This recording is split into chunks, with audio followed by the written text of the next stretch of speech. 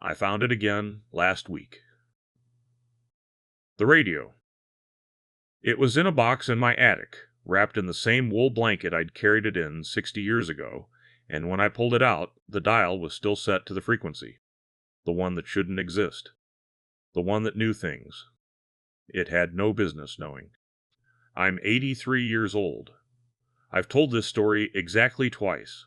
Once to my wife, who believed me, and once to a doctor at the Veterans Hospital who did not. My wife passed in 2014. The doctor retired long before that. So now I'm telling it a third time, to whoever's listening, because I found the radio again and it was warm. Not room temperature warm. Warm like something had just been holding it. My name doesn't matter. What matters is that in 1952, I was 20 years old and deployed to a place I'd rather not name, in a conflict that history has mostly decided to forget. I was a communications specialist, which is a polished way of saying I carried heavy equipment through mud and tried to keep field radios working when the weather, the terrain, and simple bad luck conspired against me. I was good at my job, not because I was brave, or strong, or particularly clever, but because radios made sense to me. Frequencies, signals, the mathematics of waves moving through air. There was an order to it that the rest of the world lacked. When everything around me was confusion and noise, I could put on a headset and listen to something that followed rules. Something predictable. That changed on the 14th of October. We'd set up a forward communications post in an abandoned schoolhouse. The building was small, stone walls, a tin roof that rattled when the wind picked up. There were 4 of us assigned there, myself, a sergeant named Tom Hadley, and 2 others whose names I'll keep to myself out of respect for their families. Our job was to relay messages between the battalion command post, roughly 8 miles southeast, and the forward observation units scattered across the ridgeline to our north. The equipment we had was standard issue: 2 field radio sets, a hand-cranked generator, and a small receiving unit I'd personally modified to pick up a wider range of frequencies. That modification was technically unauthorized, but my commanding officer had looked the other way because it occasionally picked up useful signals that the standard equipment missed. It was that modified receiver that started it. The first night at the schoolhouse was quiet. Too quiet, Tom said, which was the kind of thing soldiers said because silence felt more dangerous than noise. I was running a routine frequency sweep around 2200 hours, scanning the bands for any traffic we might need to be aware of, when I caught something strange. It was a voice. Clear, calm, speaking English with an accent I couldn't quite place. Not British, not American, not Australian. Something in between. Something that sounded smoothed out, like an accent that had been worn down by time and travel until it belonged nowhere specific. The voice said, October 15. 0630. The bridge at map reference 479er will be compromised. Do not cross. Repeat, do not cross AO. I wrote it down. Not because I believed it. I assumed it was a stray transmission, someone on a frequency they shouldn't be using, possibly even an enemy broadcast designed to mislead. But I wrote it down because that's what a good communications specialist does. You log everything. Tom was asleep. The others were outside on watch. I adjusted the dial, trying to find the signal again, but it was gone. Just static, the endless hiss of empty bandwidth, like the sound of rain falling on a road very far away. I noted the frequency, the time, and the exact words in my logbook. Then I made myself coffee from a tin and tried to forget about it. At 0500 the next morning, I was woken by Tom shaking my shoulder. Orders had come through. A patrol was being routed across the river at map reference 479, using the old stone bridge. They were scheduled to cross at 0630. I sat up so fast I knocked the coffee tin off the crate I'd been using as a nightstand. Tom stared at me. I must have looked strange, because he asked if I was feeling sick. I wasn't sick. I was afraid. Not the kind of fear that comes from immediate danger, but the deeper kind, the kind that settles into your stomach when something happens that shouldn't be possible. I grabbed my logbook and showed Tom what I'd written the night before. He read it twice. Then he looked at me with an expression I'd never seen on him. Not skepticism exactly, but something careful, measured, like a man deciding how much weight to put on a bridge before crossing it. Tom said it could be a coincidence. I agreed. It could be. He suggested it might be enemy misdirection, an attempt to slow us down. I agreed that was possible too. We looked at each other. The patrol was already assembling. 12 men, loaded packs, a routine crossing to reach a supply point on the other side. Tom made the call. He radioed battalion command and reported a possible security concern with the bridge route. He didn't mention the mysterious broadcast. He was smarter than that. He framed it as a structural concern, said the bridge had looked unstable when we'd scouted the area the previous day. It wasn't entirely a lie. The bridge was old, stone and timber, and it did look tired. Command rerouted the patrol to a crossing point 2 miles further south. The men grumbled about the extra distance, but they went. At 06:34, 4 minutes after the patrol would have been on that bridge, we heard it. Not an explosion. I want to be clear about that. The bridge wasn't destroyed by any weapon. What happened was simpler and, in some ways, worse. The center span collapsed. Stone and timber that had stood for what might have been 100 years simply gave way and fell into the river below. The sound carried across the valley, a low grinding rumble followed by the splash of heavy stone hitting deep water. No one was on it, because of a voice on a frequency that shouldn't exist. Tom and I didn't talk about it. Not that day, not the next. We went about our duties, relayed messages, maintained the equipment. But I noticed that Tom kept glancing at the modified receiver, and I noticed that I kept finding excuses to scan the wider frequency range during my night shifts. 3 days passed before the voice came back. This time it was 0100 hours, the dead middle of the night, when even the insects seemed to have gone quiet. I was alone at the receiver, running my sweep, and there it was again. Same frequency, same calm, placeless voice. October 19th, 1400 hours. The supply depot at the junction will receive incoming fire. Southeast corner is the safe zone. Move supplies to the southeast quadrant before noon. I wrote it down with a hand that I will admit was not entirely steady. Then I sat in the dark schoolhouse and listened to my own breathing and tried to understand what I was hearing. The voice was too calm. That's what unsettled me most. It didn't sound like a warning from someone in danger. It sounded like someone reading a report, someone describing something that had already happened, something settled and historical. Like a teacher recounting a lesson from a textbook. Like someone looking back. I brought it to Tom in the morning. He read my notes, and this time there was no talk of coincidence or misdirection. He looked at me with something that might have been fear, might have been wonder. I've never been sure which. Tom asked me what we should do. I told him we moved the supplies. We couldn't explain why.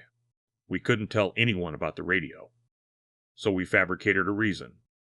Tom told the supply officer that he'd noticed drainage issues on the north side of the depot and recommended shifting the critical stores to the southeast corner as a precaution against water damage. The supply officer, a practical man named Morrow, shrugged and agreed. It was easier to move some crates than to argue with the sergeant. On October 19th at 1407, the depot took 3 rounds of incoming fire. They struck the north and northwest sections. The damage was significant. Crates shattered, equipment destroyed, a small fire that took 20 minutes to control. But the critical supplies, the medical kits, the rations, the communications gear, were all in the southeast quadrant. Untouched. No one was injured. The depot had been understaffed that afternoon because Tom had also, quietly, suggested that several men take their lunch break at 13:30 rather than the usual 1400. He'd claimed it was a scheduling efficiency. It was nothing of the sort. After that, I stopped trying to explain the radio to myself. I stopped looking for rational answers. The voice came, and it told us things, and the things it told us were true. That was enough. Over the next 6 weeks, the voice broadcast 11 more times, always on the same frequency, always in the same calm, unhurried tone, always specific. Dates, times, map references, actions to take or avoid, and always correct. It told us when a road would be washed out by flooding 3 days before the rains came. It told us when a communications line would fail and which backup frequency to switch to. It told us when a supply convoy would be delayed and by how many hours, so we could adjust our rationing accordingly. It never told us anything about enemy positions, troop movements, or tactical information. Nothing that could be used offensively. Everything it said was protective, defensive, as if whoever was broadcasting had one purpose, and one purpose only: to keep people safe. To keep Seth. I began to develop a theory, though I use that word loosely. It wasn't based on science or logic. It was based on feeling, on the texture of the voice, on the way it described events with the detached precision of someone reading from records. I believed the voice was coming from the future. I know how that sounds. I knew how it sounded then, too, which is why I never said it aloud to anyone except Tom, and even then only once, late at night, when we were both tired enough to speak honestly. Tom listened. He didn't laugh. He didn't argue. He just nodded slowly and told me he'd been thinking the same thing. We never discussed it again. The last broadcast came on November 28th. It was different from the others. The voice was the same. Calm, measured, that accent from nowhere, but there was something underneath it. A tightness, a careful control that suggested the speaker was working to remain steady. November 29th, 0400. The schoolhouse position will be overrun by a flash flood from the eastern watershed. Evacuate all personnel and equipment to the ridgeline by 0300. This is the final transmission. I remember sitting very still after writing those words down. The final transmission. As if whoever was sending these messages had reached the end of something. A mission, a capability, a willingness. I woke Tom immediately. We didn't debate. We didn't discuss. We began packing. It took us 4 hours to move everything. The radio equipment, the generator, our personal gear, the logbooks, the supplies, up the steep trail to the ridge line above the schoolhouse. The other 2 men thought we were following orders from command because Tom told them we were. He forged a relocation directive. It was the only time in his military career that Tom Hadley falsified an order, and he told me years later that he'd never lost a moment's sleep over it. By 0230, we were established on the ridgeline. The schoolhouse sat below us in the valley, dark and empty, the tin roof catching faint moonlight. At 0412, 12 minutes late, the only time the voice had ever been slightly off, the water came. Not a gradual rising, not a slow seep. A wall of muddy water, channeled down the eastern watershed by 3 days of upstream rain we hadn't even known about, funneled through the narrow valley like liquid being poured through a pipe. It hit the schoolhouse broadside. The stone walls held for about 9 seconds. I counted. Then the water found the doorway, and the windows, and the gaps where the mortar had crumbled, and the building came apart. Not violently, not dramatically, just steadily, stone by stone, timber by timber, the schoolhouse dissolved into the flood and was carried away downstream. If we had been inside, we would have had no warning. The sound of the water arrived at the same moment as the water itself. There would have been no time to react, no time to grab equipment, no time to do anything except be swept away with the stones and the timber and the tin roof. Tom and I stood on the ridge line and watched. Neither of us spoke. Below us, the valley that had been dry ground 20 minutes earlier was now a rushing brown river, and the place where we had slept and worked and received our impossible broadcasts was gone. I tried to frequency that night, and the night after, and every night for the remaining 3 months of my deployment. The voice never came back. The frequency was empty, just static, that same sound of distant rain on a distant road. I scanned every band the modified receiver could reach. Nothing! When my tour ended, I was shipped home with the rest of my unit. I carried the modified receiver with me, another unauthorized action, technically theft of military property, But by that point, I felt that the radio was mine in a way that transcended requisition forms. It had spoken to me. It had saved my life. I wasn't leaving it behind. Back home, I tried the frequency periodically. Once a week at first, then once a month, then once a year on the anniversary of the first broadcast. 14 October, 2200 hours. I would sit in my workshop with the headset on and listen. Static. Always static. I told my wife, Margaret, the full story in 1968 on our 10th wedding anniversary. She listened without interrupting, which was unusual for Margaret, who had strong opinions about most things and wasn't shy about sharing them. When I finished, she was quiet for a long time. Then she asked me if I thought it was me. I didn't understand what she meant at first. She explained. The voice, she meant. Did I think it was me from later, trying to save myself? The thought hadn't occurred to me. Not once, in 16 years of wondering, had I considered that possibility. The voice hadn't sounded like me. But then, what does a person's voice sound like after decades of change? Filtered through technology that doesn't exist yet? Broadcast across time itself? Would I even recognize myself? I told her I didn't know. I still don't. Tom Hadley died in 1989, peacefully, in his home in Vermont, surrounded by family. I drove up for the funeral. Afterward, his daughter gave me a small envelope that Tom had left with instructions to pass along to me. Inside was a single sheet of paper with 2 words written in Tom's careful handwriting. Thank you. I wasn't sure if he was thanking me or thanking the voice, and I suppose it doesn't matter. We both owed our lives to something we couldn't explain, and we'd both spent the decades since carrying that debt quietly, privately, the way you carry something too heavy to set down but too important to complain about. The radio sat in my attic for years after that. I'd wrapped it in Margaret's old wool blanket, the one she knitted during our first winter together, and placed it in a box labeled Workshop Tools. I didn't touch it. I didn't need to. The frequency was silent. The voice was gone, and I had made my peace with not understanding. Or so I thought. Last Tuesday, I went up to the attic looking for a box of old photographs Margaret's sister had asked about. The attic was hot, dusty, full of the accumulated weight of a long life. Boxes of books, old furniture, Christmas decorations we hadn't used since Margaret passed. I found the photographs easily enough, but on my way back to the stairs, I brushed against the box labeled Workshop Tools. It was warm. Not the box, the radio inside it. I could feel the heat through the cardboard, through the wool blanket, radiating outward like a small living thing. I stood there in the attic, 83 years old, my knees aching, my hands spotted with age, and I felt the same fear I'd felt in that schoolhouse 60 years ago. Not danger, fear. The other kind.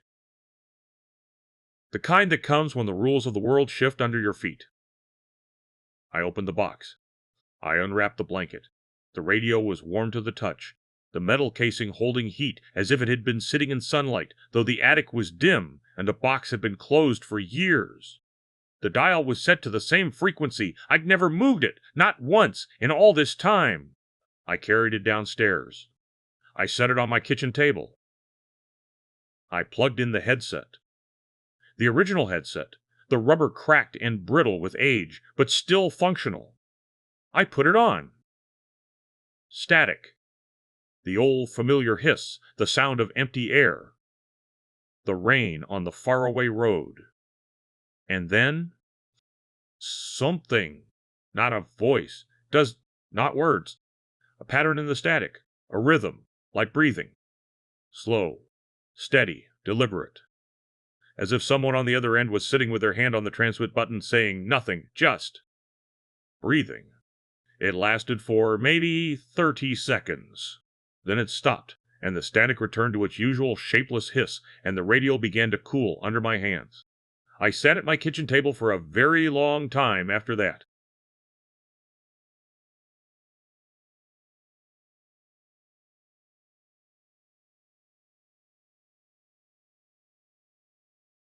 The afternoon light came through the windows and fell across the old radio and my old hands on the table where Margaret and I had eaten 10,000 meals together. Everything was still. Everything was ordinary. And yet, the radio's on my nightstand now. I haven't racked it back up. I haven't put it away. I check frequency every night before I go to sleep, the way some people check their door locks or their alarm clocks. A small ritual. A point of connection to something I don't understand. I'm 83. I've lived a full life, a good life, a life that almost ended in a stone schoolhouse in a valley that doesn't appear on most maps. Someone, or something, gave me 60 extra years. 60 years of Margaret, of children, of grandchildren, of ordinary mornings and quiet evenings, and all the small, unremarkable moments that make up a human life. I don't know who the voice belonged to. I don't know if it was human, or a machine, or something else entirely. I don't know if it was me, reaching back across decades, trying to save a younger version of myself. Margaret's question has never left me. What I know is this. The radio is warm again tonight. Not hot, just warm. The way a hand feels after someone has been holding it, and somewhere in the static. I can hear that breathing again. Slow, steady, patient, waiting. I think it might be time to answer.